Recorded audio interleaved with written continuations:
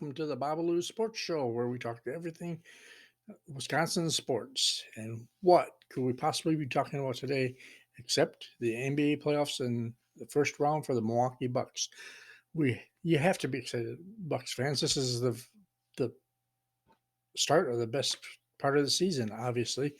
Um, and we are opening up today against the Miami Heat, a series that not too many people are giving the Heat much of a chance, but still, it's still always exciting. Playoff time, you never know what can happen, and it's just obviously exciting time of year. I'm all decked out here, ready for the start of the game here in a few hours, and ultimately, what we are looking for is to add another one of these to my collection. So here's hoping for that. But let's not jump too far ahead here. The Bucks worked their way up to become the number one seed with a 58-24 record. Um, and the big plus for that with the playoffs this year is that we will not have to face both Philadelphia and Boston to get to the championship. Um, so that's obviously a big plus. Do I think we could beat them both on the way there? Yes, I do. But why face them both if you don't have to, right? So the Bucks here, their first round series. Let's look at that just a little bit here right now. The season series between the Bucks and Heat went 2-2. Now I don't know about the rest of you out there, but I don't really. I love the NBA regular season, and I love watching just as many games as I can possibly get. Um, and I really enjoy them. And then I know there's controversy with resting players and all that type of thing. Personally, for me, I don't care. I like watching games sometimes, meaningful games, not just the preseason games where you know the bench and stuff has to play meaningful games, meaningful minutes, and just see what they can produce. And I think that all helps in the end. It's good to have your starters out sometimes, and maybe even have your backups play. Your second, third string guys play against the top notch players from the other teams just to see what they can do. Sure, you might take a loss or take one on the chin there, but once you get to playoff, it's all about playoff time. And once you get to the playoffs, these guys are going to have experience against top notch people, and they're not going to um, go in nervous or flinch because they are playing against top notch people. Now, granted, the Bucks bench this year, I don't really know. There aren't too many on the bench that have not played, meaningful minutes in playoffs and things like that. Just the rookie guys that I can think of off the top of my head. So, uh, so I think that's a very big plus for the Bucks too. Now, to get back to kind of went off course there a little bit, but to get back to what I was talking about, um, the Bucks and Heat split the series 2-2. We didn't actually, the Bucks and Heat didn't actually meet up until January 12th, and then that was a um, two-game set where the Bucks played the Heat in Miami on the 12th and the 14th in January. Kind of strange. The Bucks had three times during the year where they played teams back to back like that, which is a little odd. And the first game, well, actually in Miami we lost both of them. The first one we lost 108-102, and the second one 111-95. So the first game was a little close. The second game we kind of took on the chin there. Both games featured depleted rosters for both teams. The Bucks, we played without Middleton and Giannis in both games, and in the first game, Allen and Ingles, I believe, didn't play either. So in the second, for the Heat, Hero didn't play either one of them. Lowry didn't play either one of them. Jovic, he's still out, and he was out back then too. So Holiday had a couple good games. Holiday had 24 points, 11 assists the first game, 15 and 10 the second. Carter had 18 in the first game. Let's see what else. Pat had 14 in the second game, and Brooke 13. Those were our big scores. Gabe Vincent, it was a thorn in our butt those first two games. He had a career high 28 points in the first game and 27 in the second game. So two really good games. Adebayo had 24 and 20, plus 13 rebounds in the second game. In the first game, Butler kind of helped them pull out with 17 and 11. Um, so that little cause for concern. I mean, granted, none of our two big stars weren't in either one of them. Just depleted, and it was January's kind of, I don't want to say early, but it's not crunch time yet. Then we came back to Milwaukee February 4th to take them on, and we played without Portis that game, but the rest of our stars were there. The Heat were still missing Lowry, and actually in that game they were really depleted. They only had 9 players available, so it's kind of hard to gauge. We did win that one, 123, 115. Giannis had a triple-double, 35, 15, 11. Chris Middleton was working his way back and starting to get to form before he got hurt again. He had 24 and Allen 19.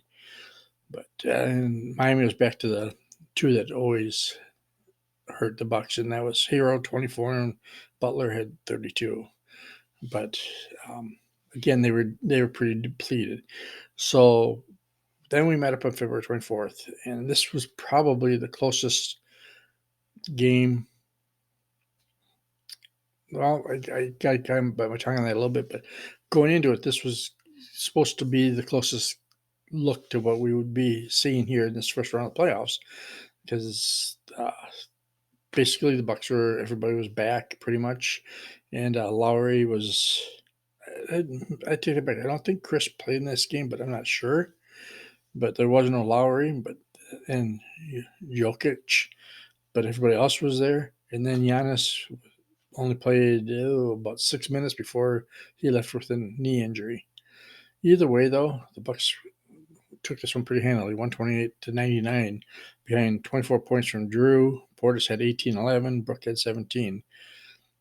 And then Butler was the leader with 23, and Adebayo had 18. So that's how the regular season went. 2-2, still just a regular season. I mean, obviously, everybody knows once the playoffs come, you ramp it up a little bit, and so I mean, you gauge each other, but there's just a lot of different rotations are different. Everything is different once you get to the playoffs. So even though I'm saying that now, season stats between these two teams, where they sat for the season, the Bucks were 8th in points per game, somewhere around 116, 117, and Miami was 30th at 109. So while the rankings 8th to 30th seem like a lot, really, when you look at it, to me, I'm not a big numbers guy from the season or any numbers or streaks. I believe anything can happen in a game. It's more about, for me, it's more about yourself, your team, how you guys get along. I don't believe a championship team you can become a championship team if you have infighting and you don't get along very well, and there's got to be chemistry in order for uh, real success. So 109 to 116, a difference of 22 in the rankings, but only the difference of 7 points in a game. So I don't think that really reflects on what you're going to see in a game. Again, we also know Milwaukee was first in rebounding, 48.6 to 40.6 for Miami, which put them in 27th.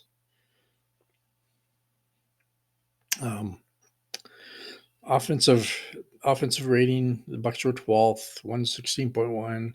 Miami, it looks like they were 25th at 113. Defensive rating, Bucks were 4th at 112.5, and Miami was 8th. They do have a pretty decent defense in the 113.8.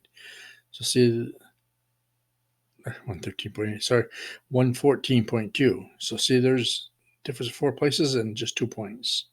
So again, not to to beat a dead horse here, I don't take a whole lot of stock in the numbers, especially once you get to playoffs, because anything can happen in the playoffs.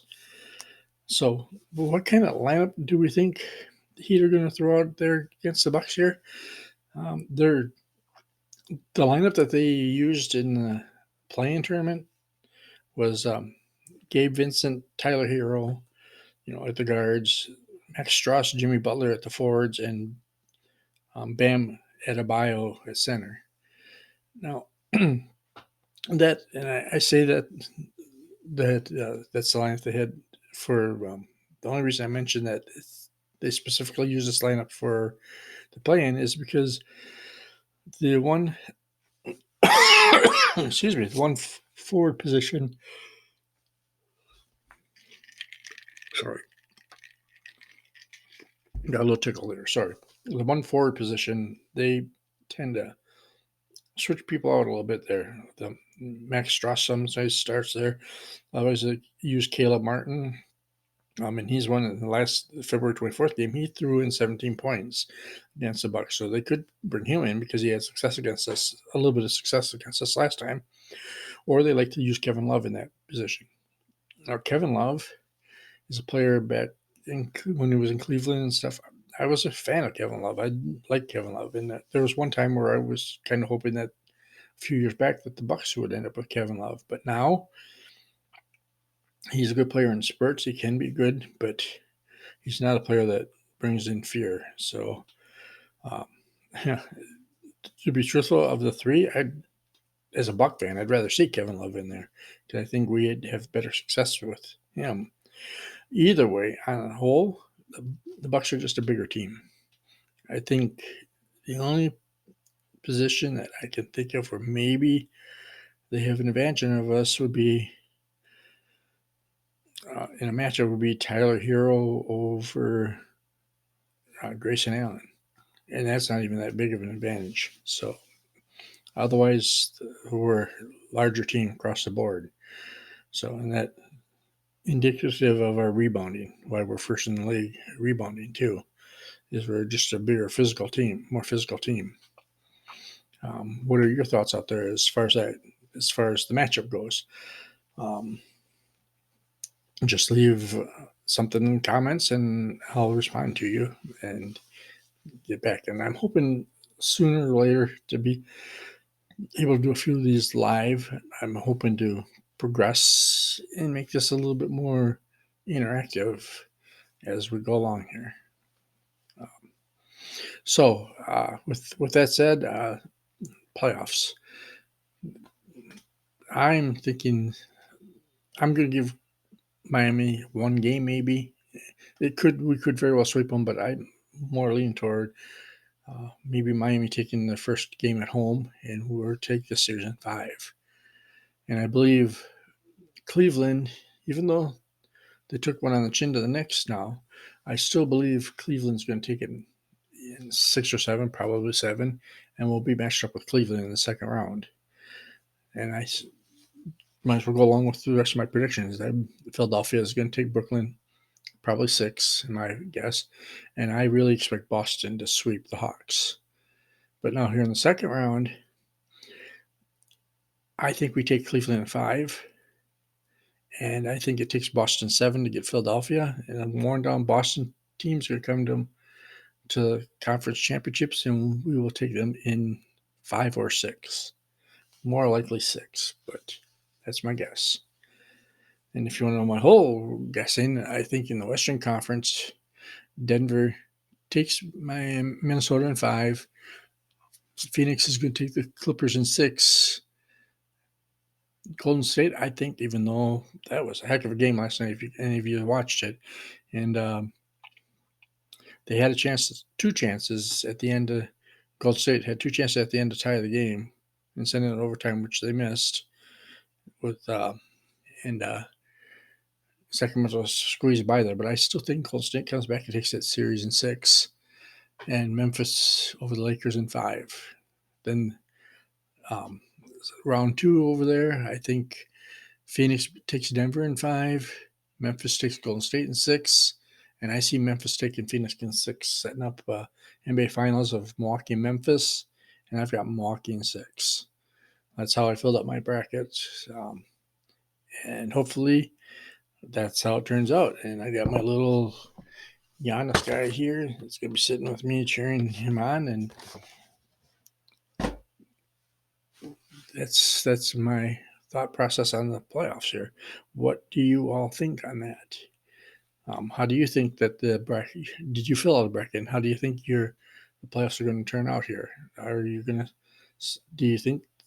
I'm assuming as Bucks fans, so we all believe that the Bucks are going to win the championship this year and bring back another ring. But how do you think it plays out? Do you think they have a quick, easy run through it? What teams are you worried about? Um, First in the Eastern Conference, and then who would you rather not in the Western Conference have to match up with?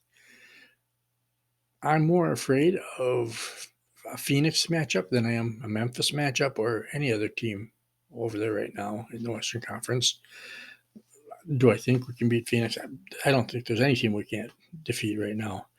I think I really believe that I don't want to say head and shoulders, but I do believe there's a gap between us and the rest of the league. I think Boston is probably the toughest matchup and the closest, um, the closest. How do I want to put this?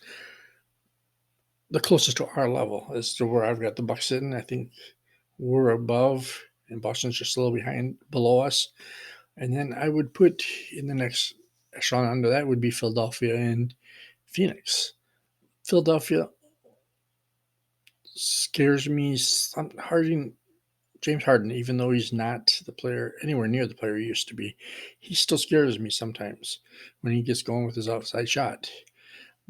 But I will say this year, our defense has been a lot better on that outside shot, in my estimation. And so he's not quite as, he doesn't worry me quite as much as he used to, but he still does. So on a personal, just our team note, I think as a team, I don't think Giannis is not going to have. This is just what do I say? Just prediction for me. I don't think Giannis is going to have to be quite the force that he had to during our last championship run. I don't think he's going to need a 50-point game to pull it out for us. I think he'll be around the triple double numbers all the time, 30 points, that kind of thing. But I don't think he's going to need to on this new setup of team. I don't think he's going to need to have the 40, 50-point games because I truly believe I predicted this at the beginning that Middleton's going to be back to pretty much full strength. Our normal Middleton, he's going to be our clutch shooter at the end again. I think Holiday's going to be more involved in the offense than he has been, playoff type wise. But Holiday is just the ultimate team player. He does what he needs to do. If it's scoring, he'll jump in there and do the scoring. If it's just facilitating, he's the best at facilitating, and defense, obviously, top notch. And Grayson Allen his defense has improved as the years has gone on, I believe. And he's, again, just the role player. He's not going to be maybe if we have a down game, he might be one of the top scorers, but he's not going to be consistently up there, and that's not his job. Brooke is going to be more of a force this year in the playoffs. I really believe that his defense has been just stellar this year. Obviously, he's in the running and should be the defensive player of the year, and he's been scoring more this year than what he has in recent years. And I just think that that's just based on the type of players we have. We have better players out on the outside to shoot the threes that he doesn't have to be out there all the time. And if the matchup indicates it, he can get down and play the post, which he has done a little more this year. And in this Miami series, I believe that's where he's going to spend most of his time. Just because, like I said earlier, we are a much bigger team than they are. So he's going to be down there, hopefully, just piling up the points in the paint, him and Giannis. And um, and then our supporting cast, I think Pat's gonna start. He's gonna be playoff Pat again. He did have. He's one of my favorite players. There's no doubt about that. But he did have not such a great year. He's dropped off. He's had injuries, but I believe just like in the last championship run, he's going to come along and be the playoff Pat that we saw a couple of years ago, along with the other two big players, the um, big contributors I see in the playoffs this year. I think will be Jay Crowder and of course Bobby. And I think both of them are going to bring the physicality that we expect from them. And I think when all those guys are hitting on all cylinders, we have Carter spelling Holiday, another good defensive player out there that can score if he needs to. A lot like Holiday, he takes his role and lets the game dictate what he does, and I like that. And Ingles too. Ingles his shot worries me sometimes, but he is a team player. He does facilitate, and that's what we need on this team. So all them guys together, I just don't see anybody stopping us on the way to this championship. So, and I already gave you my predictions. So obviously I don't. But what do you all think? Please leave notes, comments, and I'll get back to you. Like I said before, I don't want to keep repeating myself, but um, don't don't forget to hit that subscribe button and the like button and share, so that I can continue to improve this podcast and keep it going. And hopefully get some live streams and stuff in here. That's my goal as we go forward. So thank you all for watching. Like I said, subscribe, hit and share, and hopefully we'll be talking about the second our move on to the second round on the next podcast. Thank you all for watching. I appreciate you. Take care. Enjoy the game tonight, Milwaukee fans. I appreciate you guys. Take care.